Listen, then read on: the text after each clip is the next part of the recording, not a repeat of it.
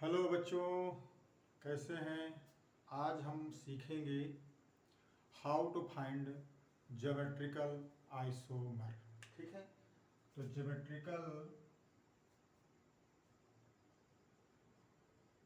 Geometrical isomer हम आज निकालेंगे। इनकी नंबरिंग करने, फाइंड नहीं करते। How to calculate GI. GI कैसे कैलकुलेट करेंगे। ठीक है, समझ में आ रही बातें ना। चमक गया क्या है। इसमें हम देखेंगे फॉर्मूला, देखेंगे क्या देखेंगे, फॉर्मूला देखेंगे। ठीक है, और फिर कुछ क्वेश्चन देखेंगे कि क्वेश्चन कैसे आते हैं, कैसे पूछे जाते हैं। ठीक है, किस तरह के हैं। हम्म।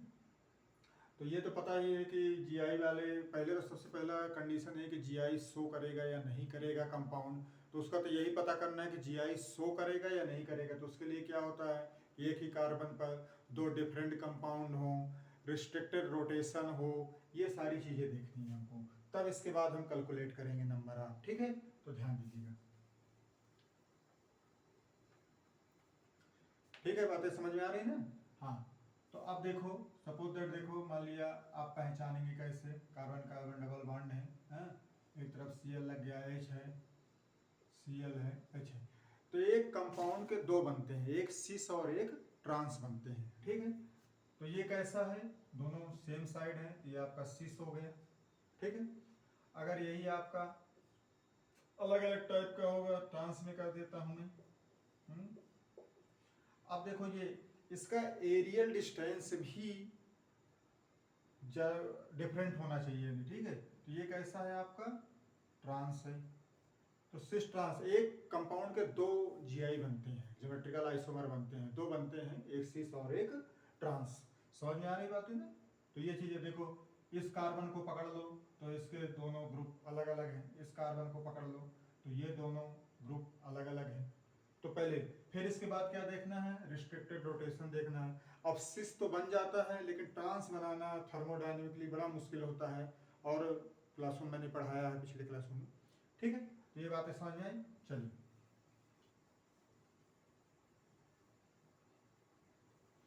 ठीक है, अब देखते हैं कि कैसे क्वेश्चन पूछे जाते हैं। तो एक एक करके समझते हैं हम क्वेश्चनों को। नहीं, जैसे मान लिया, देखिए, यहाँ आपको बताना, सबसे पहले तो ढूंढना यही है, स्टीरियोजेनिक सेंटर कितने हैं, देखना है।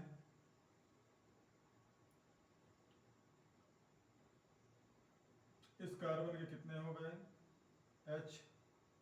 ठीक है, इसके क्या हो गए, H। ठीक है, H, इधर आपका Cl लग गया, H, और ये आपका H और Br।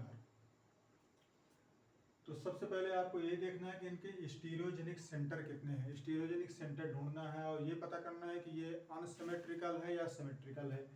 तो आप देखो, एक तरफ क्लोरीन है, एक तरफ ब्रोमीन है, इसका मतलब ये पहले से ही अनसिमेट्रिकल है। कैसा है, अनसिमेट्रिकल केस है, अनसिमेट्रिकल का केस है। ठीक है, अनसिमेट्रिकल का केस है। तो अब स्टीरियोजेनिक सेंटर इसके पहले ढूंढेंगे। तो स्टीरियोजेनिक सेंटर का मतलब होता है जहां जीआई शो करे। तो एक तो देखो ये है और एक ये है, शो करने वाले जीआई। तो दो स्टीरियोजेनिक सेंटर है, कितने हैं, दो स्टीरियोजेनिक सेंटर है। तो n की वैल्यू कितना हो गया, 2 हो गया। ठीक है, अनसिमेट्रिकल है। तो ये क्या बनेगा, या तो नंबरिंग किधर से करेंगे, जैसे इधर अल्फ़ाबेटिकली नंबरिंग करेंगे, दोनों साइड सेम सेम आ रहे हैं तो अल्फ़ाबेटिकली नंबरिंग करेंगे, 1 2 3 4। ठीक है, क्योंकि अल्फ़ाबेटिकली करेंगे ना, ये तो आईपीएससी में आप लोग पढ़ चुके हैं ना, कोई दिक्कत नहीं है। तो दो आ गए। हाँ, अब आप देखेंगे इसमें कैसे होगा। तो या तो 1 पे, देखो 1 पे या 3 पे, दो स्टीरियोजेनिक सेंटर है ना, 1 और 3 ये है। तो या तो सिस सिस बनेंगे या तो ट्रांस ट्रांस बनेंगे। अब ये नहीं पता कहाँ बनेंगे, 1 1 पर सिस सिस बन सकते हैं, 1 3 3 पर ट्रांस ट्रांस बन सकते हैं, या उल्टा हो सकता है, सिस और ट्रांस बन सकते हैं, ट्रांस और सिस बन सकते हैं, ट्रांस और सिस बन सकते हैं, ये ध्यान देना है आपको। तो अब आप देखोगे कितने आइसोमर बने, 1 2 3 4, कितने जीआई बन गए, देखो जीआई बताना है आपको, जीआई बताना है, याद रखना कितने बन गए, 4 बन गए जीआई, कितने बन गए, 4 बन गए जीआई, कितने बन गए आपके, 4 जीआई बन गए। समझ आ रही नहीं बातें। अब ये 4 जीआई नॉट स्टीरियो आइसोमर, क्योंकि स्टीरियो आइसोमर में ऑप्टिकल भी काउंट होते हैं, ऑप्टिकल आइसोमर भी काउंट होते हैं। तो यहाँ पर ध्यान देना है, यहाँ केवल हम जीआई की बात कर रहे हैं, जीआई की। आगे बात समझिए ना, तो कितने 4 बनेंगे। इसी के लिए अनसिमेट्रिकल के लिए फार्मूला भी होता है, डायरेक्ट फार्मूला से भी हम निकाल लेते हैं। स्टीरियोजेनिक सेंटर आपके कितने हैं, 2 हैं, तो 2 की पावर 2 4 आ गया। देखो यहाँ भी 4 आ रहा है, यहाँ भी 4 आ रहा है, दोनों जगह 4 आ रहे हैं। ठीक है, तो ये बहुत सिंपल थे, निकाल लेते हैं सभी लोग। ठीक है, दूसरा एक मैं बना के दिखाता हूं आपको।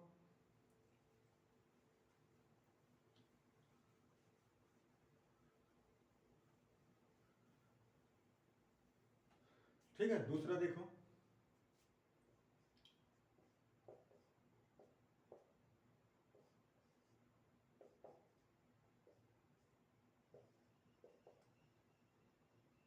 अब देखो यहाँ पर यहाँ पर कहा स्टीरियोजेनिक सेंटर कितने हैं, 2 ही हैं, ये हमको दिखाई दे रहे हैं, 2 ही स्टीरियोजेनिक। लेकिन ये केस हो गया, देखो दोनों साइड क्लोरीन क्लोरीन है, यानी सेम टाइप के हैं।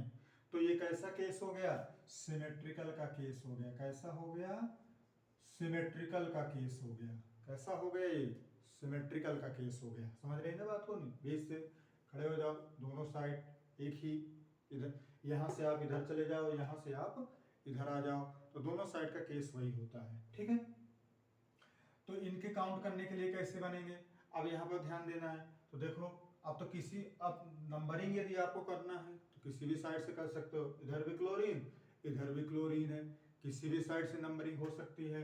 तो सपोज दैट मान लीजिए 1 और 3 इधर से मैं कर लेता हूँ, तो सिस सिस बन सकता है, ट्रांस ट्रांस बन सकता है, ये तो ऑब्वियस सी बात है, सिस और ट्रांस बन सकते हैं। अब सिस और ट्रांस, ट्रांस और सिस, तो ये तो दोनों आइडेंटिकल हो जाएंगे ना, ये क्या हो जाएंगे, आइडेंटिकल हो जाएंगे। क्या हो जाएंगे, ये आइडेंटिकल हो जाएंगे, सेम टाइप के फेस हो जाएंगे, आइडेंटिकल हो जाएंगे। अच्छा, तो आइडेंटिकल यदि हो जाएंगे तो बहुत ही केस होगा नहीं, तो यहाँ पर एक ही केस हम कंसीडर करते हैं, एक ही केस होने। तो यहाँ टोटल नंबर ऑफ आइसोमर कितने बने, 3 आइसोमर बने। कितने बने, 3 आइसोमर बनेंगे।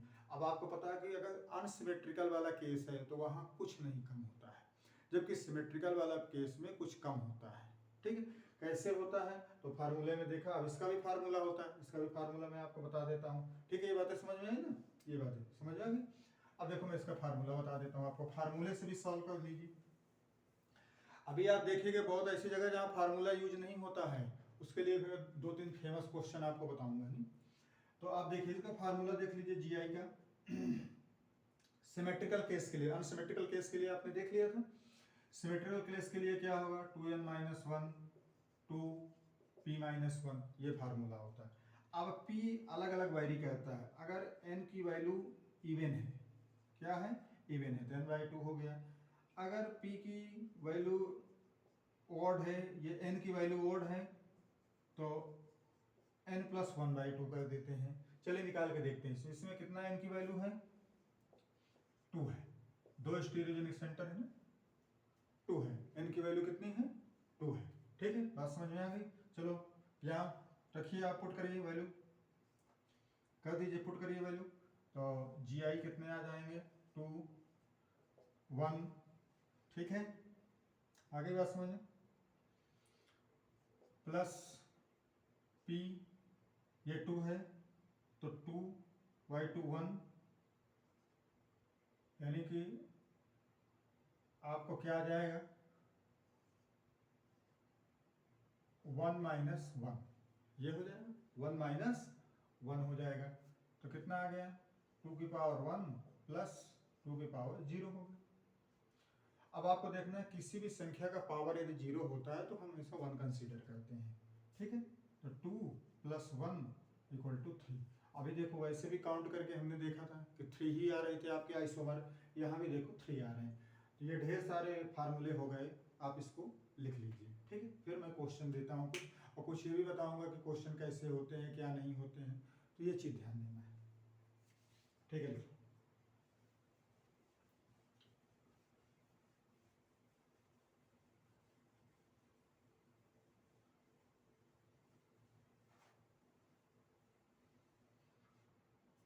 ठीक है।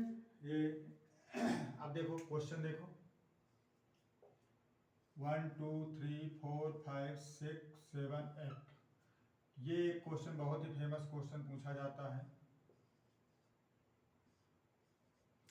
अब इसमें पहले देखो इंड वाली बात मैं इसीलिए नहीं कर रहा था कि इंड में तो कुछ है ही नहीं है, तो यहाँ पहले ये समझो कि ये अनसिमेट्रिकल का केस है या सिमेट्रिकल का केस है, ये ध्यान देना है। तो इक्वल हाफ करोगे तो इधर ब्रोमीन है इधर क्लोरीन है, ये बिल्कुल अनसिमेट्रिकल का केस है।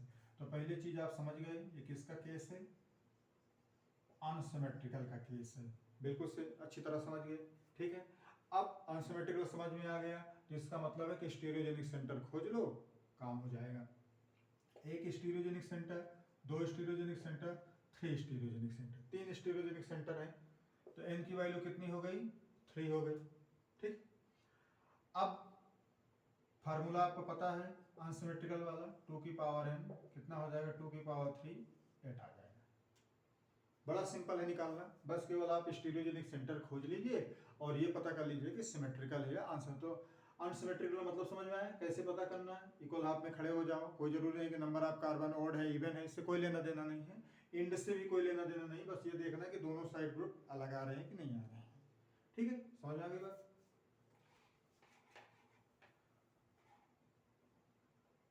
अब यहाँ दोनों साइड मैंने क्लोरीन क्लोरीन लगा दिया, अब देखो ध्यान से देखो क्या हो जाएगा। अब तो ये सिमेट्रिकल का केस हो गया, कैसा केस हो गया, सिमेट्रिकल का केस हो गया, ठीक है। स्टीरियोजेनिक सेंटर वही है n=3 है, तो सिमेट्रिकल के केस के लिए कौन सा फार्मूला लगता है, सिमेट्रिकल केस के लिए कौन सा फार्मूला है, ध्यान दो, 2n-1 प्लस 2p-1, चलो 3 है तो p की में गड़बड़ हो, यहाँ तो ठीक ही है, 3-1 हो गया, प्लस p है 3 4 हो जाएगा, 2 आ जाएगा 2-1 हो जाएगा, ठीक है, 2-1, तो ये कितना हो गया, 2 की पावर 2 प्लस 2 की पावर 1, 4 प्लस 2 कितना आ गया 6, इसके कितने हो जाएंगे सिमेट्रिकल में 6 हो जाएंगे। तो आपको पता चला ना कि अनसिमेट्रिकल वाले में कोई चेंज नहीं होता है, सिमेट्रिकल वाला थोड़ा अनसिमेट्रिकल से कम होता है। आगे बात समझ में आई, चलो ठीक है।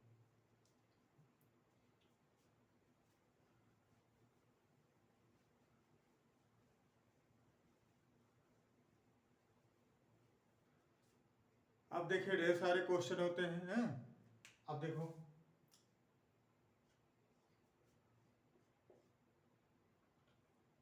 वन टू थ्री फोर 5 6 7 8, ये एक प्रकार के कंपाउंड मैं आपको दे रहा हूं, ठीक है। ये देखो ये मैंने दे दिया आपको, कंपाउंड दे दिया है? अब इसमें आप हाइड्रोजन तो बैलेंस कर ही लोगे ना, हाइड्रोजन देखो यहाँ कितने हैं, H2 हो जाएगा, यहाँ कितना है H हो जाएगा, यहाँ कितना है H हो जाएगा, यहाँ कितना है H हो जाएगा, यहाँ कितना है H हो जाएगा, यहाँ कितना है H हो जाएगा, ठीक है। बैलेंस सेटिस्फाई करनी है कार्बन की, यहाँ कितना है 3 4 या CH2, ठीक है, समझ में आ गया। अब बताना इसके कितने ज्योमेट्रिकल आइसोमर है, बहुत फेमस क्वेश्चन है, सोचो कितने ज्योमेट्रिकल आइसोमर है, सोच के देखो। तो बच्चे क्या करते हैं, हमारे सर ने सिखाया था पाई बॉन्ड वाले स्टीरियोजेनिक सेंटर होते हैं, ये सिखाया था। बट यहाँ देखो ये सेटिस्फाई नहीं, यहाँ एक कार्बन के 2 H हो गए भाई, यहाँ देखो 2 H हो गए, यहाँ इस कार्बन के 2 H हो गए, तो ये सेटिस्फाई ही नहीं कर रहा ना, कार्बन के डिफरेंट होने चाहिए ना, ग्रुप डिफरेंट होने चाहिए, नहीं तो ये तो नहीं होंगे। अब आपके पास 2 है, 2 स्टीरियोजेनिक सेंटर है, कितने हैं 2 स्टीरियोजेनिक। अच्छा ये ध्यान रखना है कि ये सिमेट्रिकल का केस है कि अनसिमेट्रिकल का केस है, ये भी ध्यान रखना है, सिमेट्रिकल का है कि अनसिमेट्रिकल का है। तो देखो इधर भी CH2 इधर भी CH2, सिमेट्रिकल का है, सिमेट्रिकल का किसका है, सिमेट्रिकल का है, किसका केस है सिमेट्रिकल का केस है, ये सिमेट्रिकल का है, ठीक है, समझ में आई। तो सिमेट्रिकल का तो भाई स्टीरियोजेनिक सेंटर आपने कितने हैं, 2 है, लगा दो फार्मूला। GI कितने आ जाएंगे, 2n-1 plus 2p-1, 2 plus 2 1-1, 2 1 plus 2 0, 2 plus 1 3, कितने आइसोमर आ गए, 3 आ गए। समझ में आ रहा है ना, क्लियर है, 3 आ गए। चलो बहुत अच्छी बात है, ठीक ठीक।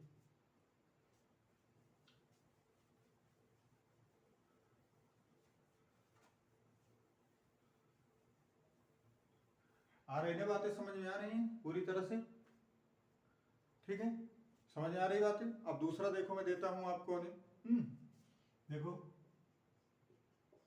बहुत ही फेमस एनुलिन वाला देता हूं, एनुलिन वाला देखना, ठीक है। H और इधर क्या लगा दूं, बोलो जल्दी से, Cl लगा दिया। अब यहां कैसे कैसे काम होंगे ध्यान दो।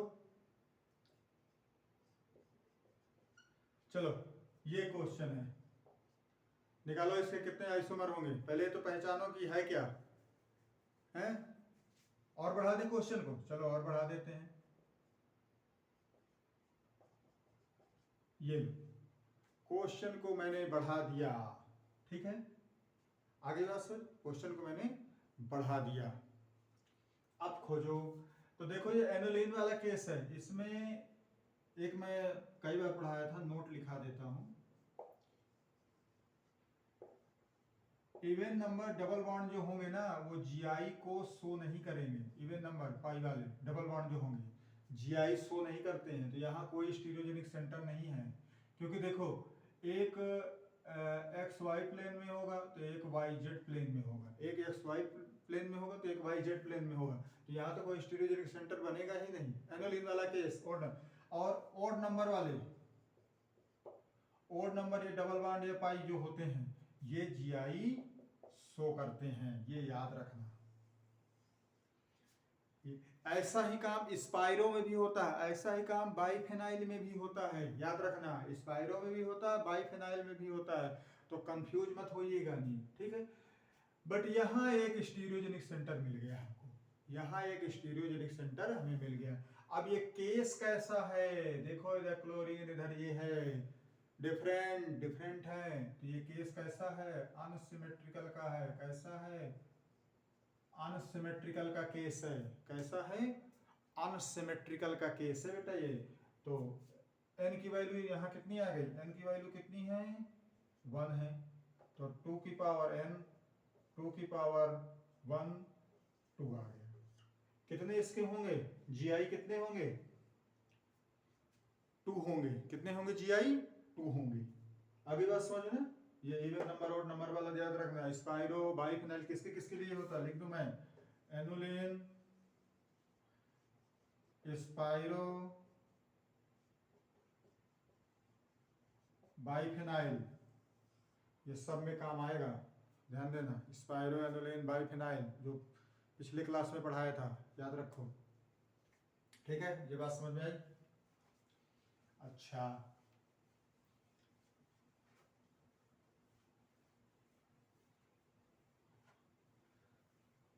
अब एक स्पाइरो का केस देख लेते हैं, स्पाइरो वाला देख लेते हैं। स्पाइरो कैसे बनता है,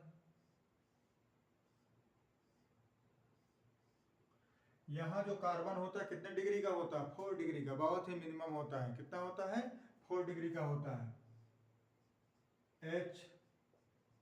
CH3 लगा दिया, H लगा दिया, है अलग अलग लगा देते हैं आपके, ये लो, ये कोई कंपाउंड है। अब बताना है आपको क्या यहाँ GI शो करेगा, कितने GI शो करेंगे, सोच के देखो कितने GI शो करेंगे। देखो तो ये देखो 1 2 XY YZ, ये प्लेन, वही कहानी आ गई। 2 इवन नंबर वाली रिंग है, तो यहाँ तो GI शो ही नहीं होगा, बट यहाँ एक स्टीरियोजेनिक सेंटर मिल गया, तो n का स्टीरियोजेनिक सेंटर कितना हो गया, 1 है।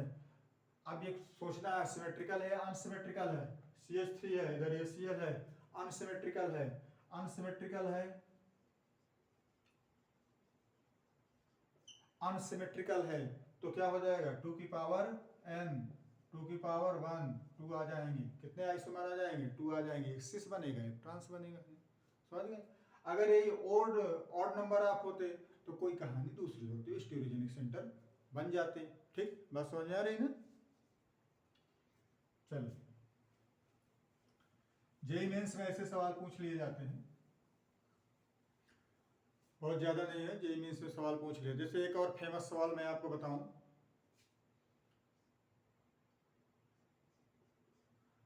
सोच के देखो, हाँ फेमस सवाल है आपका, ठीक है।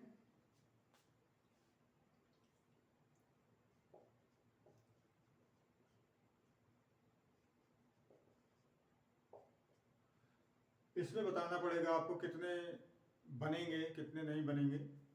चलिए सोच के बताइए, सोचो इसमें कितने जीआई बनेंगे, कितने स्टीरियोजेनिक सेंटर पर ले, जेईई मेंस का सवाल है।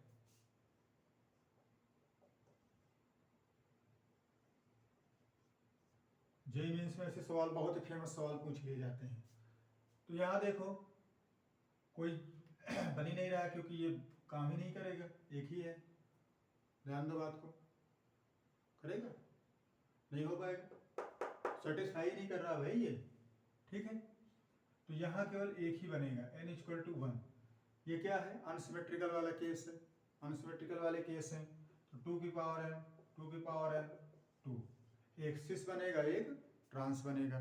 तो ऐसे कुछ फेमस क्वेश्चन पूछ लिए जाते हैं। और एक क्वेश्चन बताता हूँ मैं आपको, देखो ध्यान से, ऐसे काउंट कर लेंगे ना, ऐसे काउंट कर लेते हैं, ठीक है। एक देखो,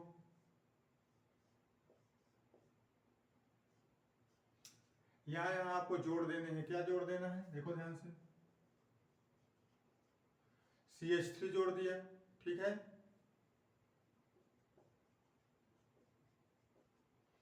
ये इसमें कितने होंगे आइसोमर, इसमें खोजना है आपको, कितने होंगे।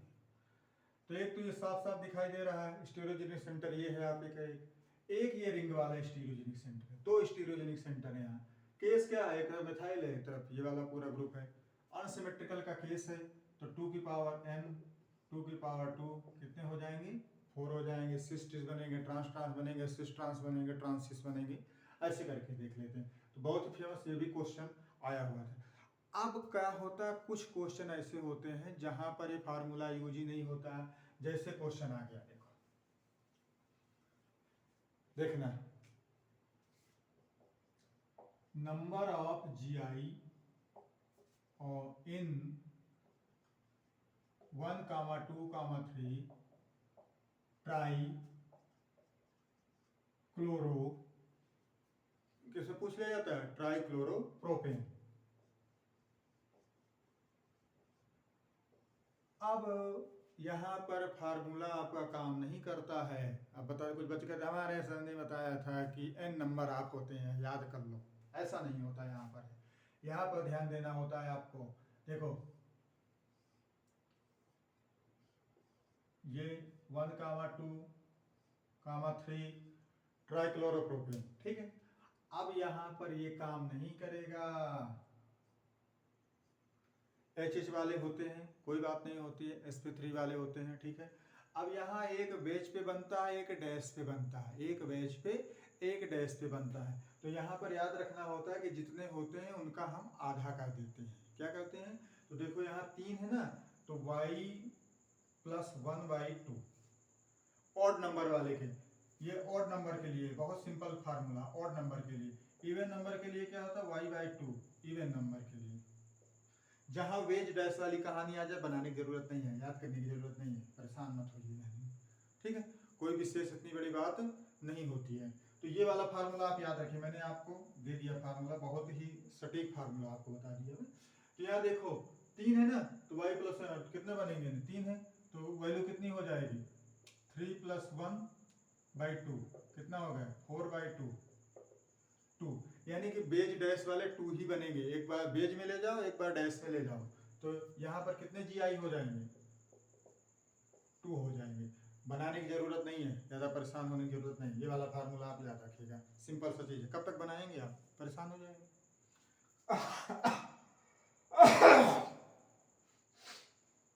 ठीक है।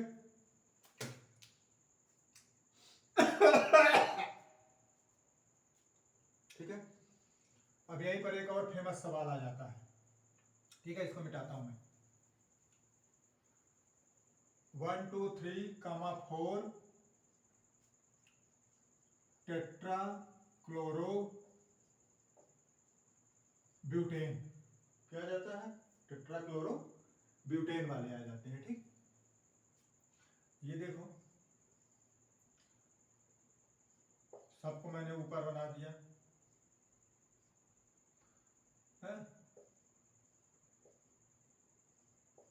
Chlorine chlorine. अब इसके कब तक बेस गैस वाले बनाते फिरोगे इधर उधर का। ये वाला फार्मूला सिंपल याद रखो। कितने बन जाएंगे, कितने बनेंगे, नहीं बेस गैस वाले 4 बार जाएंगे तो 4 है ना है? तो कितने हो जाएंगे, ध्यान करो बात को। अगर आगे देखोगे पीछे से देखोगे तो कितने बन जाएंगे, सिंपल सी बात है। कितने बनेंगे, 4 बनेंगे। कितने आइसोमर बनेंगे, 4 आइसोमर बनेंगे। बाकी सब सेम हो जाएंगे, तो कोई ज़्यादा याद करने की ज़रूरत नहीं होती है। ठीक है, ऑल द बेस्ट। क्लियर है ना सारी चीज़ें।